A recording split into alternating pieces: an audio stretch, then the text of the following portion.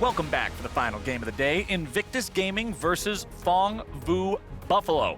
The hometown favorites secured their first win in groups earlier today up against G2, one of the top teams in the tournament, and have their eyes set on the undefeated LPL champions. And let's remember, cast our mind back to the first time these teams faced. Phong Vu Buffalo also made a good run against IG for, let's say 15 minutes. Cut the tape after that, but for the first 15 minutes looked solid. Yeah, they took down 2 Nexus turrets as well in that game, had opened up the base, and a couple of overreaches secured the victory for IG, but that was with a different jungler. Now going back to the main starter in Meliodas, had a terrific performance in the game versus G2, looking to continue that momentum into this champion select. Yeah, and for me, Meliodas is such a big part of this team's success. You know, I like that Xuhao came in, he had a couple of good looks from him, but for me, it's all about Meliodas. He's the superstar we talk about when we talk about Phong Vu Buffaloes and how he teams up with the likes of Palette to create so many playmaking opportunities across this map.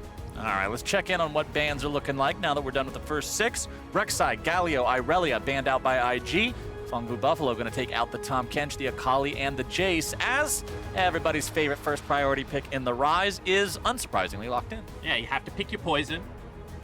Going to be PVB going with leaving the Ryze available. And this is one of TheShy and Rookie's best champions. We've seen Rookie play it in the mid lane. TheShy plays it also. And my worry is that it is a champion that does thrive in chaos quite well, can isolate people, and does have some good lane matchups that PVB like to go towards. Yeah, and I also just think that there's this conversation about who is the best Ryze player in the world. We have a lot of phenomenal ones appearing at this tournament. My money is leaning towards the likes of Rookie. I think that him on this champion is just absolutely devastating. But you already talked about all of those matchups, the scaling potential of Ryze, his fight potential, and the creativity that he can unlock with things that we saw the last time IG were on the Rift, that crazy realm warp directly onto a Baron. Well, if we're talking about popular picks, we can look across the board and see 2 more of them in the Sylas and Jarvan locked in for the side of Phong Vu.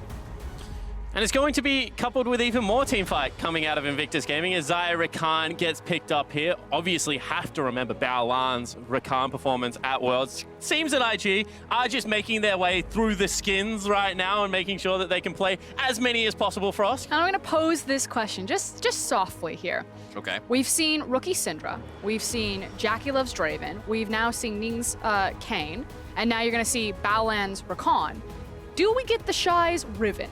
Because it feels like we really are cycling through kind of the signature champions for all of IG as well as all of the Invictus Gaming World skins. Well, potentially also the Fiora still to come out as well.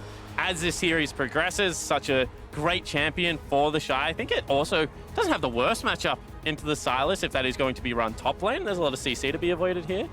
Well, the final pick is going to be the Nautilus in the first half there of the draft for PVB. Lucian and Xayah banned out, and we've heard in interviews from Invictus Gaming players where they say, yeah, when we're in a game against a team that we don't think is one of our top competitors, we like to have it be more of a happy game. We like to have a little bit more fun with it. So maybe we will get to see some of those signatures. So here's one of my questions. Are all their games happy games? Like, where do we... Yeah, what is actually a sad game for IG? They are the Bob Ross of the League of Legends world. Just a happy little game. Just happy accidents. Just happy accidents happening all over Summoner's Rift right now for Invictus. But the thing is they set the tempo of it. They dictate the terms, so it's not like they can be upset. They created this mess. Like, I was there when they decided to start doing all these shenanigans at Worlds, as were you guys. Like, this is their meta. They've really defined how you play around their solo laners and the pace at which you play the game. They have no one to blame but themselves. Well, if we're talking about making sure things are exciting and fast and quick-paced, I think Lucian's a perfect AD carry to pick for that. Phong Vu Buffalo going to make sure they can go aggressive there in the bottom lane, especially if that one's going to be paired with the Nautilus. Back over to IG. What's it going to be for your solo lane? It looks like it will be the LeBlanc there for Rookie, which means TheShy's on the rise. And finally, TheShy gets a champion that he can really start to muscle out with. He's had a couple of rough games, most recently that Kennen performance, but Ryze should be a much more smoother ride. And this is the thing about early Sylas picks that we've seen happen a little bit more, is that if you grab an early lane bully, and I'm expecting an aggressive jungler out of Ning, hoping that it is going to be something like the Camille yet again, it's not going to be a little bit more scaling. So what I was going to say is now it can become a big bully lane in both scenarios. If you send it mid, you know, you're going into a LeBlanc lockdown CC available very early in that lane. Exact same thing with the Ryze matchup. this is a champion in Sylas that needs to push to gain priority and then gain access to roaming around Summoner's Rift and gain those ultimates. I think if Ning had been playing something like his Camille, this would have been a very dangerous game for Zeros. Yeah, I have a lot of questions about Hecarim jungle. I feel like we haven't really seen it work. Now, Xmithy has been one of the main pilots for this champion. Ning coming in, my issues is that there's just not a lot of gold in the jungle to really make Hecarim feel as powerful as he does when he's up into that top lane. Well, we've seen Ning play before, and he doesn't always have to find his gold in the jungle. He finds it in lanes, in enemy players, in enemy structures, all sorts of sources of money in this game when you're playing on the side of Invictus Gaming, who, remember, are currently your only undefeated team still remaining in MSI. Or if worse comes to worse, just let TheShy get camped again, then farm his lane while he's in the death chamber, coming off a 0-7 performance. The solo see whether classic. we can go for that. Solo queue classic, but I do like the comp that Phong have put together because I think, you know, we keep talking about this scrappy, high-tempo playstyle. Well, they've just gone 5v5 team fights, and there's some great ultimates to take off the Invictus Gaming lining for Zeros. If they come through this laning phase relatively even, they have the tools to be able to, you know, brawl and go toe-to-toe with IG again. I mean, frankly, I look at this game, I look at Invictus Gaming, I look at PVB, and I'm like, this is a roller coaster. We're buckled in, we're going down the drop whether you like it or not. Just hang on for the ride, because these are two of the most bloodiest regions that we have at MSI. This is your reward for staying up to watch all the games so far. Ladies and gentlemen watching from home, you are tall enough to ride this ride, and hopefully we are going to have just as fun of a time we did the first time around. It was 50 kills in 34 minutes the first time these two teams met. An absolute bloodbath. It ended IG favored in kills, but just barely 28-22. The final score after the Buffaloes just came out the gate charging, and I can't wait to see what it looks like here in round 2.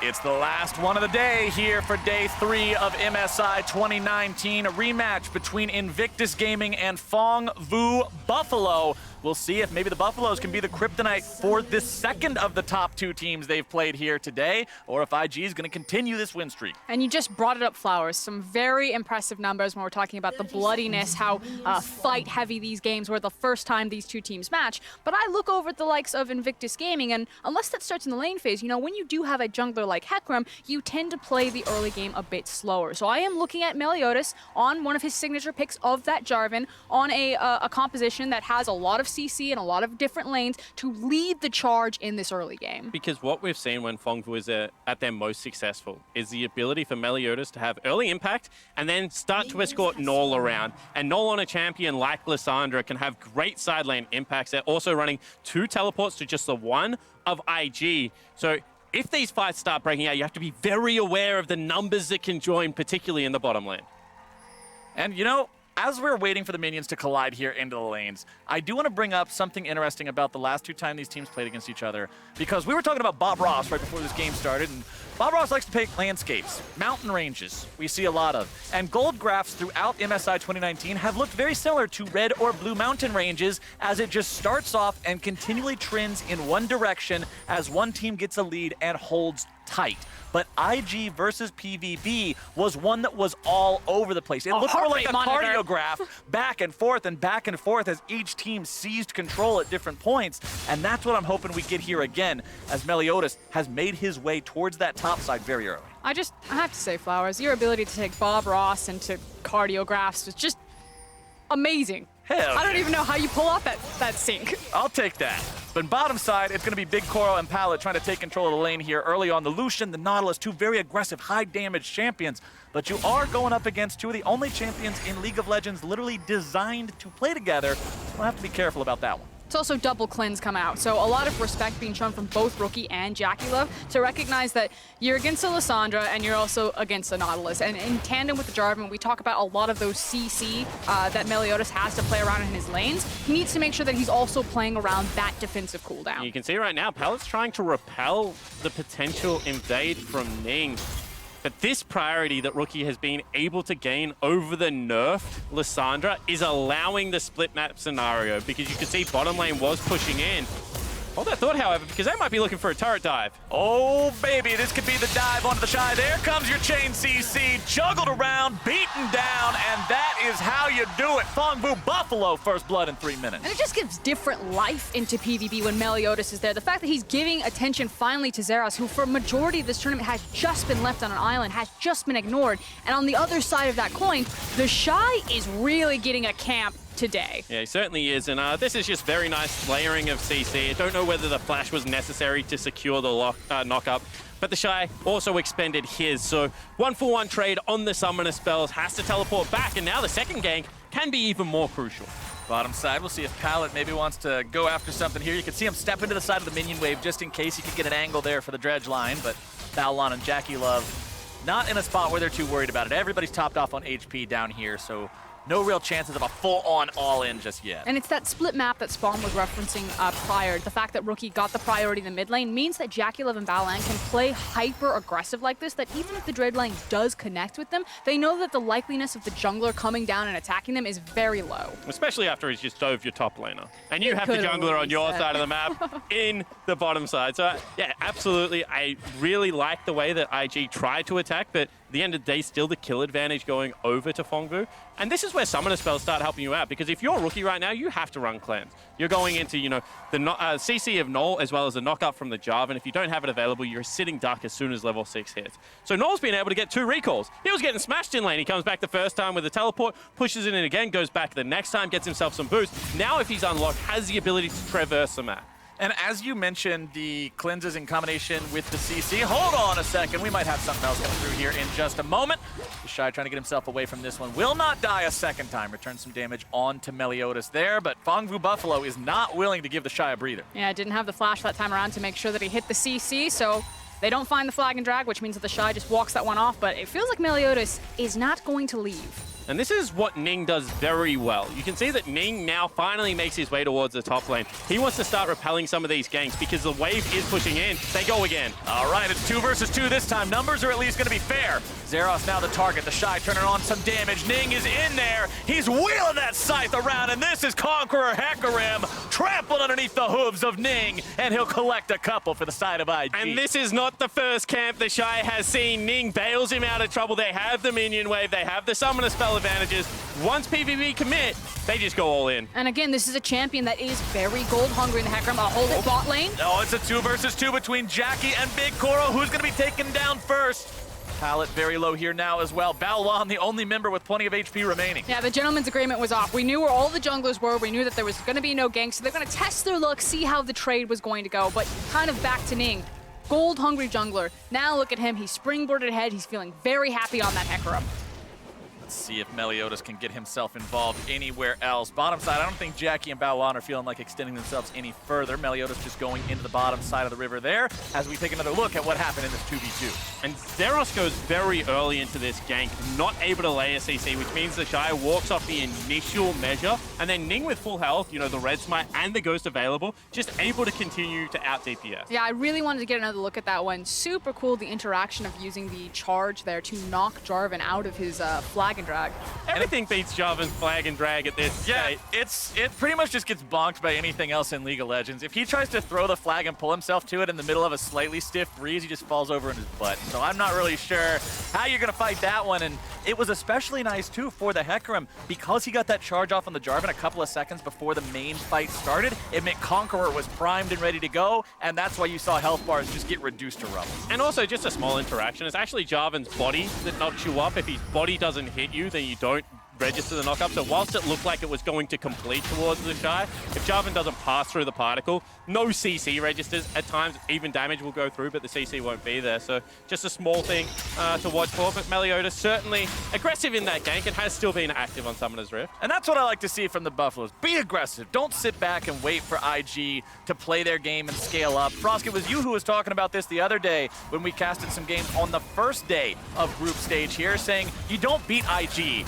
by by playing this scaling game and saying, no, we're going to be the better players and beat you in the late game. You drag them back down into the swamp that IG cut their teeth in, that Fiesta-laden early game of forcing them into the trench of fight after fight after fight, and you make them play like that. That's because Invictus Gaming have the better players in this tournament, so you never want to fight them on even footing. You need to make sure that you have some sort of leverage advantage, and even putting them down a gold deficit, we've seen IG come back time and time again, looking for that perfect run. And talking about gold deficits, I think, is a good point whenever PVB is in the game, because this is a team starting from their best of 5 against Liquid in the play-in stage, has gone up in gold against so many of their opponents early on, but it wasn't until earlier today against G2 that they built this massive 16,000 gold lead that there was no way they were going to lose. They've often lost control in the mid game, and that's where this team really needs to focus up. And one of the big advantages they carried into that game was how well Meliodas and Pallet had played together, and then the success of BigKoro.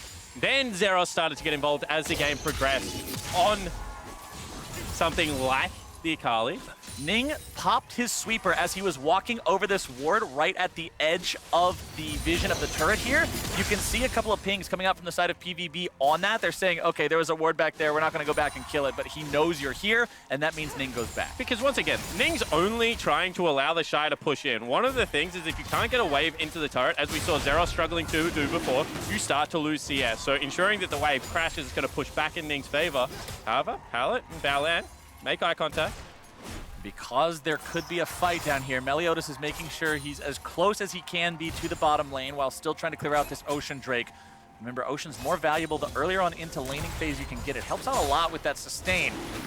Meliodas still trying to clear this one down. Ning's in the bottom side, but he takes the blast cone over the wall the other way, and Meliodas will secure that for the side of Phong.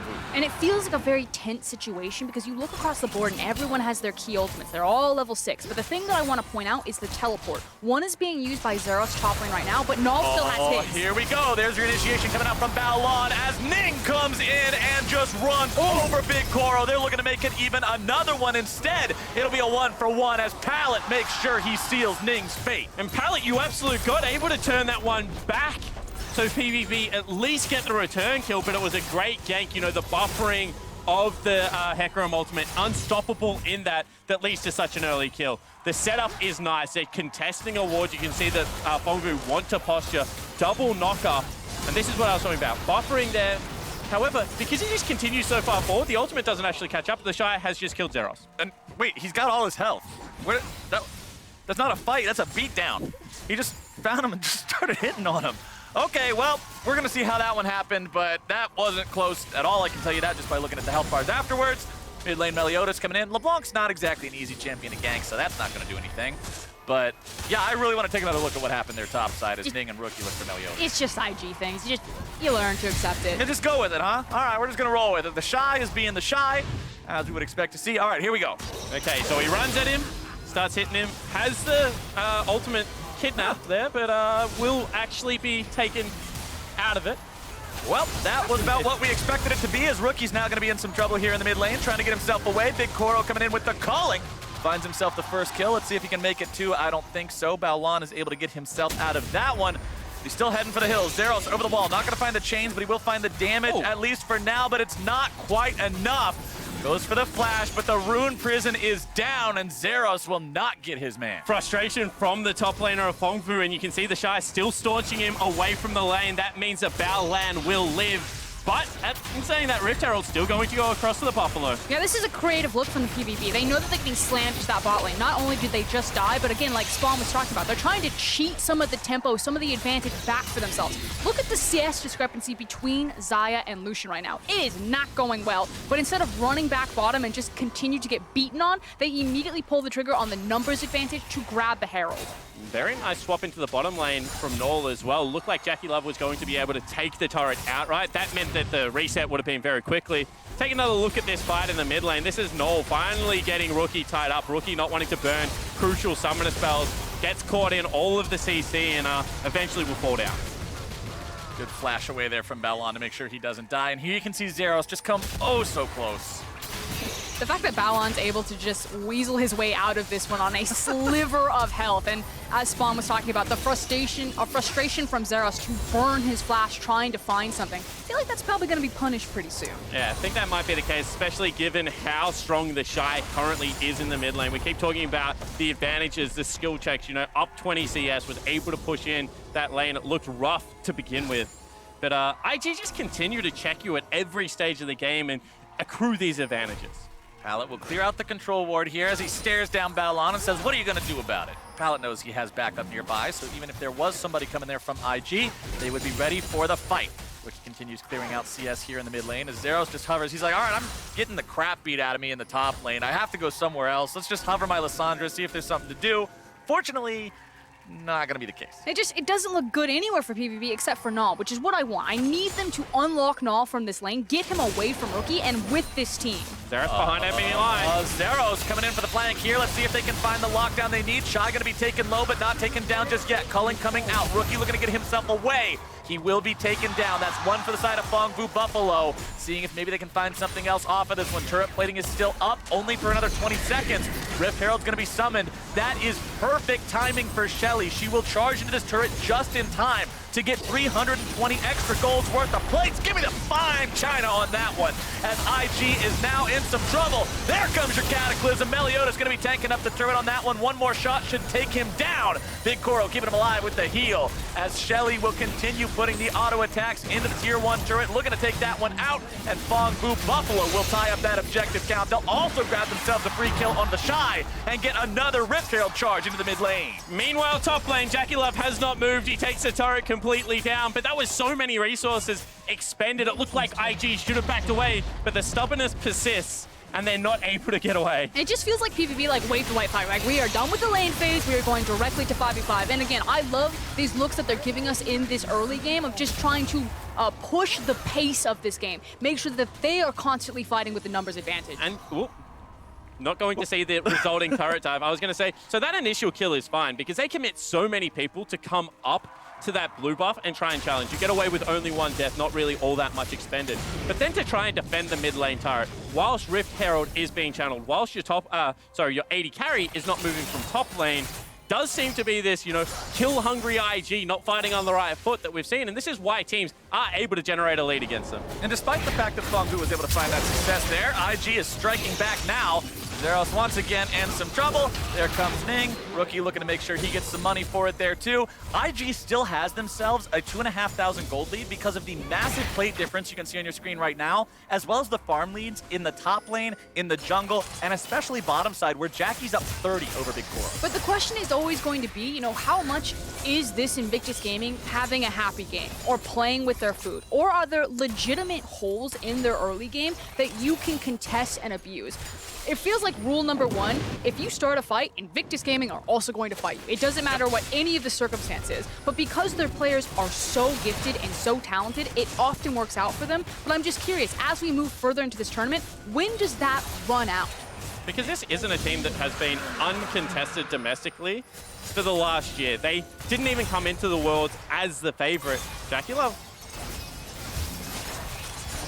Jackie's getting some damage, but not much else. But no, you're right. Last year, it was all about RNG. That was the team everybody was talking about from the LPL. Could this be the golden year, the year where they win it all? IG had never even won a domestic title until spring of this year. And that's because it looked more refined, more structured. Sure, it was still fast, it was still exciting, but RNG did seem to have that next level of cohesion. IG have always been chaos. It's just now more consistent working chaos. And one of the things that did level up for them was their team fighting. And for me, that's what the LPL championship really signified for Invictus Gaming. You are never going to win the LPL Cup if you cannot team fight. And ING were able to forge themselves into that fire. But it does feel that now these early games, they're sometimes going sideways. Multiple teams are getting the better of them at 10 minutes. And then they rely on that team fighting that they picked up in spring. I also think the on-riff stability of always running as a hook goes wide with TheShy over bringing in Duke in a lot of their matchup gave this lineup a lot more cohesion. And we're seeing that now displayed on the international stage. And as we're talking about their improvements in playoffs and sort of how that cemented them as this top team, I like to bring up something that Raz mentioned where this was a team that had abysmal vision stats throughout the regular split. They just apparently had the solo queue mentality of what's a ward that doesn't do damage? I need my longsword. But then once they get to the semifinals and the finals of the LPL playoffs, all of a sudden their vision stats go from complete garbage to fantastic, and they top the table. I'm going to be real with you. They play a lot of games, so when playoffs comes around, you see a 6th gear, and unless you have that 6th gear, that separates the great LPL teams from the average ones. BigKoro is now going to find himself on the receiving end of some damage as IG will take down that final tier 1 turret on the side of Phong Vu Buffalo. Keep themselves around that 3K gold lead point. As we can see, everybody's got summoner spells just about up as well. TheShy needs to wait a little bit longer for the flash, but Ning's Ghost just became available once more, and considering that's a Hecarim with a level 2 ulti, initiation potential is big. I mean, you can see Naul starting to try and hunt out Rookie around the map right now. Courageous from the young man from the VCS, trying to take on the best player in the world and, you know, continuing to push into him because, as Vedius keeps telling me, at the end of the day, the champions only do what the champions do, and at this stage of the game, you should be able to push in as a Lissandra. And I also feel that they need to play around Naul more. I like the fact that he is kind of peeking in. You know, he tracked Rookie up through the jungle. He then followed him down to that bot lane. I really want Meliodas to pair with Naul, to unlock him, to get him into some of these side lanes or work with him. Because that's the thing, if I'm Rookie and I see a Lissandra just walking at me, I'm not just assuming it's a Lissandra, I'm assuming the cavalry is within touching distance. There's so much lockdown in the kit to be able to generate threat on the side lane. And because, once again, 2 teleports available on the side of Phong Vu versus only TheShy for Invictus, as these summoner spells are all up, as we've had, you know, that stability throughout the mid game, it means that objectives are much easier to set up. PVB looking to steal away that blue buff. Meliodas going to manage to get that one with the smite. Denies it from Rookie, so he's going to have some mana issues here if a fight breaks out immediately. BigKoro coming in to back these guys up. Wants to be the damage that they need. That cannon to take down the tier 1 turret up here. Rookie, the lone defender, going to try to clear out the wave, keep these guys occupied at least for a moment. Rookie going to be getting himself out of some trouble. But is the flash enough? Rookie taken very low. Zero's making sure he's taken down. BigKoro getting himself away. Going to be dodging away from the knockup. Baolan also going to fall. It's a rampage over to BigKoro. 4 kills for the PVB 80 carry. But the fight is not ending yet. Pala gets himself away, but it will not be enough. Meliodas in retreat denies the onslaught of shadows, and Invictus Gaming will only find the one. A scrappy fight that might not be done. Naul does have to retreat out over the wall, but again, Invictus choose to stay underneath the turret, burn crucial summoner spells, and it's still Phong Vu coming out with a victory. Ning is still looking to go in. He wants to find something else. The blood of one member of Phong Vu Buffalo will not satisfy Invictus Gaming, but unfortunately, that's what they have to settle with this time. And you can understand why PvP are trying to force the game into their hands, really drive the route here, because if you look across their competition, if you look across their items, they're in their pocket. They feel really good, very strong. Whereas JackeyLove is sitting in between his 3 items, and that's when Invictus Gaming will immediately say, okay, we're ready to fight. And whilst TheShy starts his teleport, look at where JackeyLove is. Look at where Ning start this fight off. It is a genuine 3v5, and that's why 2 members of IG drop immediately. Now, they burn so many resources that they can continue to chase, but it is ultimately a 1-for-2 or 1 trade for Phong Vu. And not only that, they got the soul teleport out. That means that wherever Zeros goes, TheShy cannot follow. Naul trying to return some damage onto Rookie here in the bottom side. Loses 3/4 of his health for his troubles. Gonna eat some honey fruit to top back off. Multiple control wards being placed down from the side of Phong Vu Buffalo here around the Infernal Drake. They really want this one. But this also kind of feels like the mental game from Rookie here. I agree with Jake. He probably thought that Naul has always had assistance here, but now he knows that Naul is by himself. TheShy trying to use the Realm Warp just as a scare tactic there, but now Phong Vu Buffalo looking to turn things right back around. JackeyLove having to get himself away. Zeros wants to use his Onslaught of Shadows, but it's not going to be nearly as effective as Ning, who's already found a couple of kills. 2 dead on the side of Phong Vu Buffalo. Could it be even more? Ning's going on a killing spree, turning it into 3.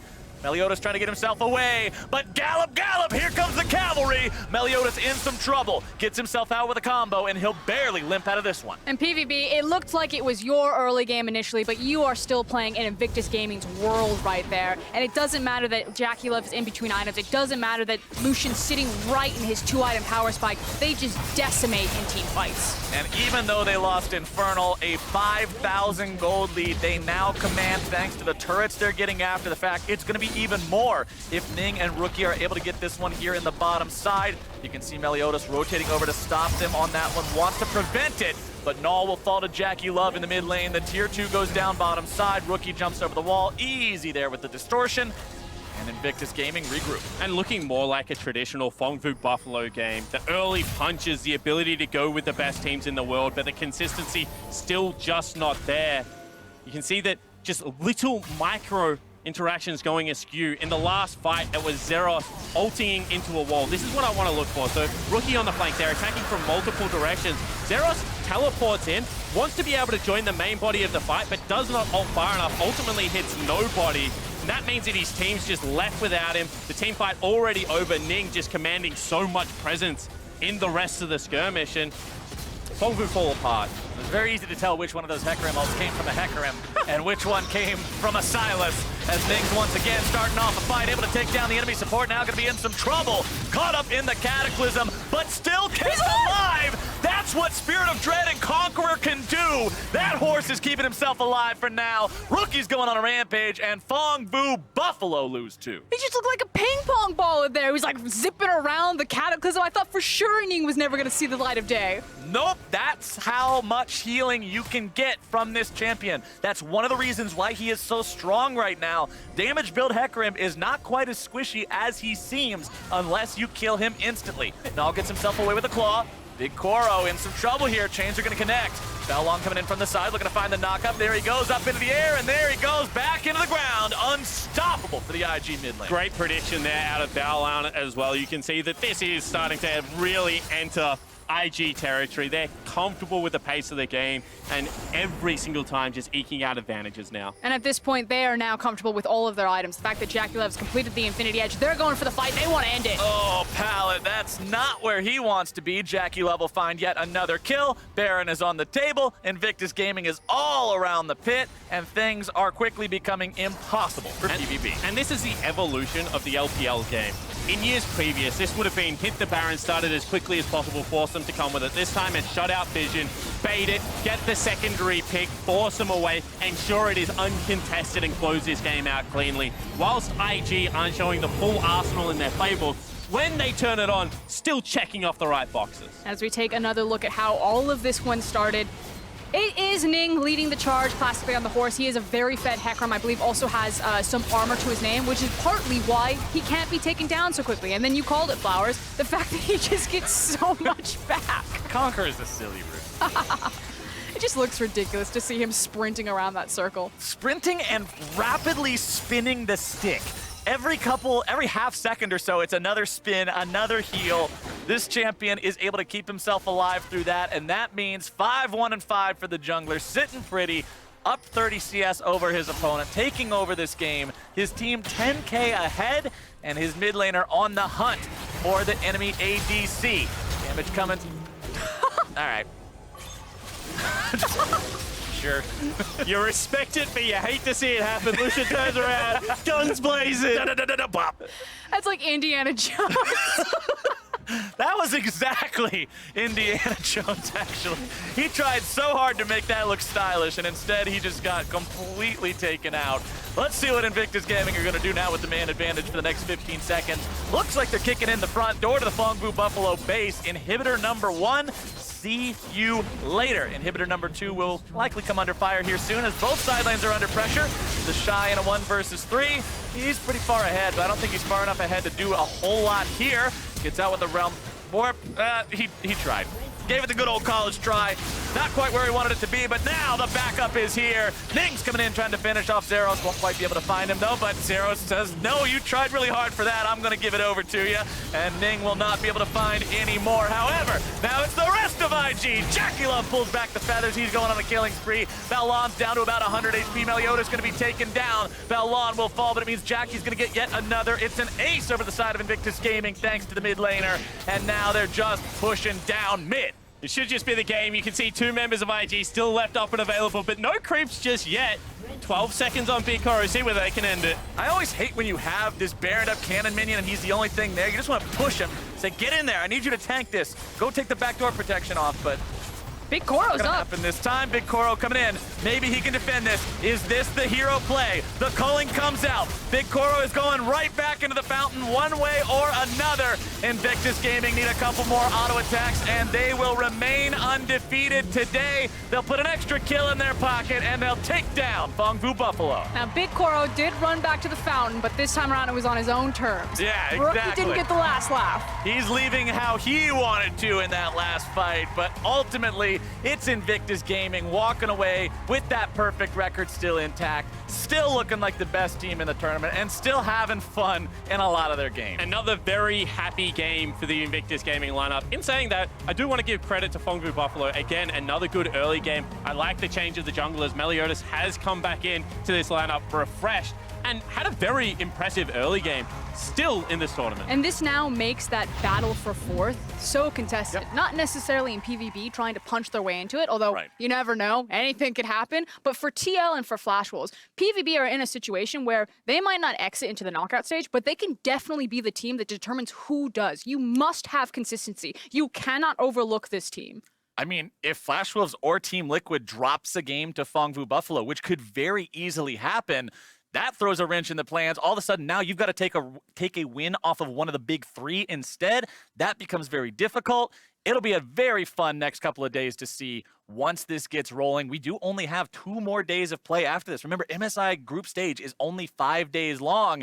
4 games left to play for each team. Exactly right. And, you know, whilst we can say that PVB might decide who gets out of this group, IG look right now that they get to decide whether they go undefeated in this group. They just are able to turn that switch on. You know, in years past, you've always questioned. You've come in a little bit lackluster. Can you hit the switch mid-game and roll teams when it counts? And this IG lineup seems to be able to do exactly that. And to me, that says a lot about the importance of getting second versus third and the importance of the G2 versus SKT contest right now. Because second versus third, second means IG can't pick you.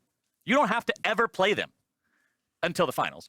But third means you could potentially be... You just never play them. You don't show up. It's just like, all right, we're not going to be there if you guys are there. I mean, I'm not going to show up to the game, but IG gets their pick, or whoever gets first, looking like IG right now, does get their pick of third and fourth place. Obviously, you're not allowed to choose second. Getting second is very important when one team looks so dominant compared to everyone else. And for SKT especially, this is a team that plays themselves into form. We saw an MSI in 2016. RNG looked like they were the team to beat. SKT, disastrous group stage. They played themselves through that Flash Wolves performance, I believe, and were able to make the grand final. And then we're just able to, you know, destroy. No, actually, they went through RNG in the semifinal. They just heated up so quickly. That was the they were able to get CLG. there. That was the CLG final. The CLG. No, I try to forget that one too. It's all right. We're done here for the day, though, in terms of the casting desk. More games tomorrow, but for more on today's action, let's head over to Dracos and the boys in MSI Cooldown. Welcome to MSI Cooldown after day 3 of groups. I'm Dracos. These are the boys, Raz, Kobe. Yeah! Let's go. You're get over here! Are we meeting in the middle? Yes. I thought Raz was There like we go. Raz. You're just like gonna keep it a foot away from Kobe. You're like, Kobe, no, you have to come to me. Clean execution. Look, all right, it's our first day together. We're working on it. Of course, we did just come off of a yet another IG game, I think is what we can call it, where there are brief glimmers of hope. You think maybe, ooh, Phong Buffalo, they're showing us a lot of things, but then IG do IG things and absolutely take over. Of course, when we look back at the series, I think right now it feels like IG are just in a position of absolute dominance.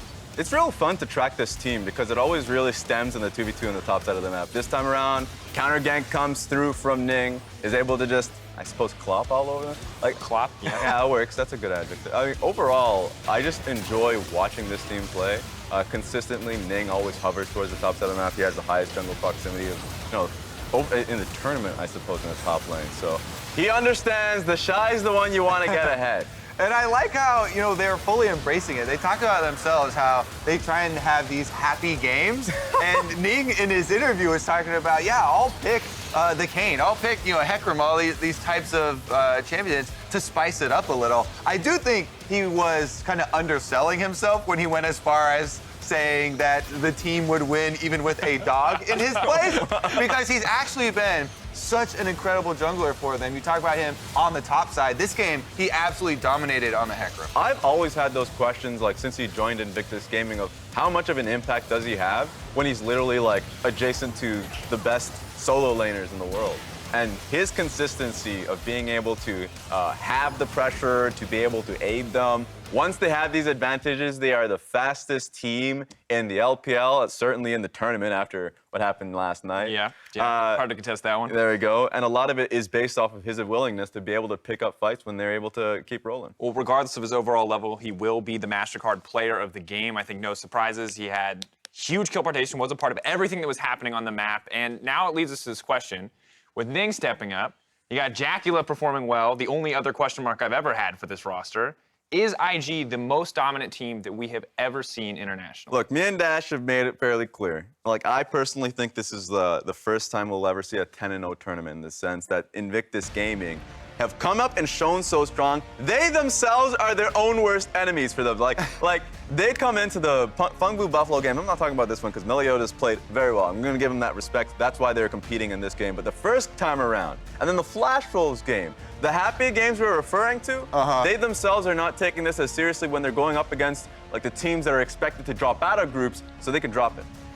Does that itself, the fact that they, try and have these, we keep having this term, but for lack of a better word, happy games? I want the person out there who has no idea what we're talking about, like, where did this come from? But does that itself preclude this team from being, the most dominant or whatever? Because I do remember the Samsung White just completely suffocating. The Vision game was completely different back then. So you could actually have this feeling of there is nowhere for you to go on the map where you can actually have an impact. Like, in that stage of League of Legends, I remember that feeling of like it was inevitable, the victory for Samsung, right? Or even a couple of years of SKT you can draw back on, but honestly, I think that this IG team is the most talented team that we have ever had. I don't know about the most dominant part. Because dominant, there's multiple metrics. Your point the point you're talking about is like strategically impossible to deal with, like Samsung in the past or SKT in the past. And I think to a certain degree, when you open yourself up to a skirmish-heavy playstyle, people are going to die in the process. And despite the fact that you win every skirmish, when you walk out, your scoreboard still has, 3 or 4 deaths on it. But does that feeling when you go up against Invictus Gaming, and Phong Buffalo have definitely felt that, is like no matter how large of a lead that you have, you go into these fights. That Flash Rolls game we had earlier today, I was like, how did they win, like, or at least get a positive trade? This was before the Baron was even a thing. Where Invictus Gaming get a 2-for-1 when they are that far behind, and ultimately it's because Ning, TheShy, and Rookie are just that talented. If you fight them into Fog of War, if you don't have the information necessary, they're going to come out ahead. The part I like is that because of IG style and because they are not afraid to die to make things happen, there is at least still hope for the enemies, right? You have these moments, whether it should be real or not, whether that's founded, of like, heck yeah, we can defeat the world champions. And so I don't know, that sort of life to me makes the games more exciting, but also kind of makes me side with a couple of the older teams. Yeah, and also makes me scared for the future. I feel like until either for us, Kobe, NA or EU are like actually hitting the Nexus, we'll be like, it's just a happy game, it's just a happy game, it's just a happy game, like, cannot believe it. The fun fact for everybody out there is when you look to the SKT in the past, or even like for chance the Samsung in the past, you're like, there's the one old player, Hart from Blues, an older player. You look at this team and it's like, a good portion of them under 20. I'm like, they can destroy that team if they themselves choose to leave. But ultimately, this team could stay alone for like a good amount of time, 5 years from now. Yeah, the question feels like more right now. It's not are they the best, it's how long will they remain the best. It feels like the bigger question for IG. Well, with 4 games left for each team, IG is still undefeated in first place, followed by G2 and SKT. Now, when we look at the standings, there's also this close fight going on between Team Liquid and the Flash Wolves for the last semifinals berth, with PvP just 1 win behind. And I think when you look at it, battle for 4th place. I didn't think it was going to be a thing, but it is a thing. After today, it is very close. Honestly, today had me a wee bit sad, fellas. I was really sweating because the Team Liquid game versus Flash Wolves today we had that Ryze left open, right? So then they felt like they had to pick up the Ryze, a super powerful flex pick that all the other teams have been able to use very successfully. But you get a little bit worried because that has not been the style that Team Liquid have won with, yet they draft it. And that with the LeBlanc means that they won't have their usual fallback pattern of waiting towards the mid game and being able to win those team fights. Then they still force team fights later in the game. Around Rift Trail is one of the big areas where they forced it, and then Flash Wolves take control of the game. All of a sudden, they're kind of on the other side of the table where Team Liquid are facing down a better team fighting team, and they aren't able to make use of the tools that they did draft, trying to 1-3-1 and look for more individual outplays and use a killer instinct to try and make some more individual big plays. And Flash Wolves come away with a well-earned victory, which makes me so scared for Team Liquid, and kind of that fourth spot is definitely up for grabs. And it's justifiable, right? When we come into this tournament, we expected 5th and 6th was the fight for Phong, Buffalo, and Flash Wolves, not moving up into 4th. Team Liquid, we thought, yeah, maybe they're a little bit below the top 3, but they should be close. I'm curious. Something I've heard a lot today is that Team Liquid, if they don't have double lift set up to carry, they cannot win a game. Do you think that's fair? My point on this one is I think that a lot of it is that they put too much pressure on themselves internally. Like, that's what it feels like every single time a Team Liquid comes into an international event. Like, the aftershock point that we either make, or it's Smithy, like, just the small mechanical errors that we see that's very uncharacteristic of the team. And, of course, they're changing their styles because it almost feels like, to your point, that this is the one way they can win, when they have multiple carries like Jensen and Impact have been balling this tournament. So we'll have to see, and hopefully the team can refocus going into the next few games in the tournament. Now, on the opposite side, Flash Wolves, this is a team that maybe not as happily for you because they're looking very good now, Kobe, but on the back of Team Liquid, this is a team that has risen up. Team fighting proficiency was something that we knew that they had in their back pocket, but this feels like the first day where we've really seen it come alive. And I'm just honing in on Boogie. Because for the entire tournament, we've been criticizing him and trying to get more action out of him, more proactivity, and him just nailing onto the Xin Zhao and really allowing Rather and Betty to be the carries, creating a lot of space for him. Because if you're watching the earlier games, or at least like day 1, day 2, it's like, well, Betty's face-to-face with an assassin in these team fights. Like, what is the positioning when this team is so well known for team fighting? I can't tell because, well, you're leaving your AD carry to dry. And Rather hasn't been performing in the first few days, and today, at the very least, he was hitting it hard, or at least yesterday when it was his game when he went up against G2. So it's nice to see the carry starting to perform. It's nice to see the facilitators actually putting out the pressure. Yeah, I really like that you start with Boogie, because junglers at this tournament have been incredibly important. So it was essential for Flash Wolves that Boogie stepped up today with the Xin Zhao back-to-back picks. It really just changed the face of this team. They're able to get to that team fighting phase, and pull out these victories. So it's definitely looking like a good race there for our 4th place. Definitely the case. Well, we continue the second round robin tomorrow, starting with G2 versus Flash Wolves. Of course, the Western teams will get a chance to prove themselves against IG as the LPL champions look to go 8-0 before the last day. But I've got my eyes on all the Liquid games and all the Flash Wolves games right now. Honestly, same. Even more than usual here.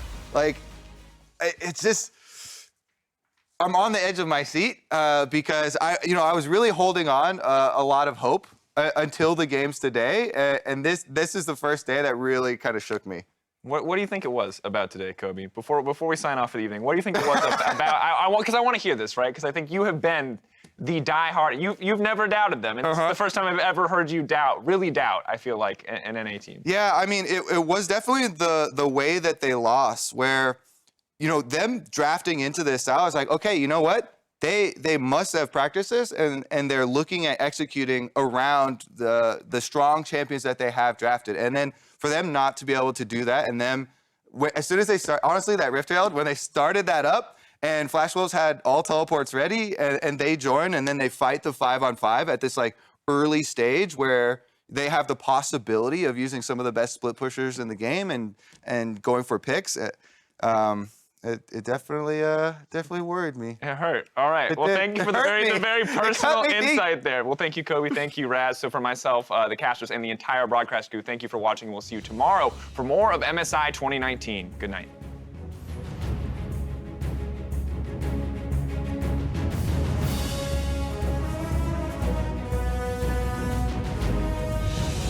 It's up to you to prove to us now that you are the Korea of old. If you're going to ramp up, this is the time. That's not going to be the ulti over the wall. Corey today going to be trying to be brought over, but nice flash kick. Gets Jensen out as well. It should be 3 unanswered kills. Mata dead makes it a second kill for Team Liquid, but FLICKR could find his own second. Gets a third thanks to Clid, and they're just cleaning up now. That's the ace. And SKT 3-2 to end the first round robin. Double is now going to be in some trouble. 4-man lockdown from the mid laner. It's a double kill over to Betty, and the Flash Wolves will rend Team Liquid asunder. IG on the road for that one. Oh, baby freak! Flash Wolves finding themselves a fight against TheShy, who jumped right in to eat some of his own demise. Is there more CC? The flash cannon, they get it! TheShy, meanwhile, on Cannon, does have teleport, and they're using the roam up right into the Baron to push it. That was spotted. Baron for Invictus Gaming, and here comes the team fight. They picked up 1 kill already, traded back though, as the Akali jumps in for a kill. Another for JackeyLove, already onto a triple. He's slaughtering Flash Wolves. He finds the quadra. JackeyLove pulls back the feathers. He's going on a killing spree. Baolan's down to about 100 HP. Meliodas going to be taken down. They will remain undefeated today. Wonder closes in. Over the wall he goes, looking to maybe grab himself a bone skewer. 9. That's some damage on the enemy jungler. Make it 2. Faker makes his way into the fight now. Khan going to be thrown up into the air. Redemption coming down. It's a double kill over to Wonder immediately. 7-0. Here comes the next one. The knockup is in. Shen is delivered. A double kill for the Rek'Sai. One more shot would kill him. Waits for the shield out. Let's go down. Both comes up, and he's got the damage. A solo kill on the top laner. Vegeta now forced to once again walk away. Meliodas leading the charge in. No has guarded Angel finds him. Knockup in comes BigKoro trying to duel against Wonder. Big damage to those health bars, and the red team is dropping. That is it. Phong Buffalo will not go winless. They will knock down G2.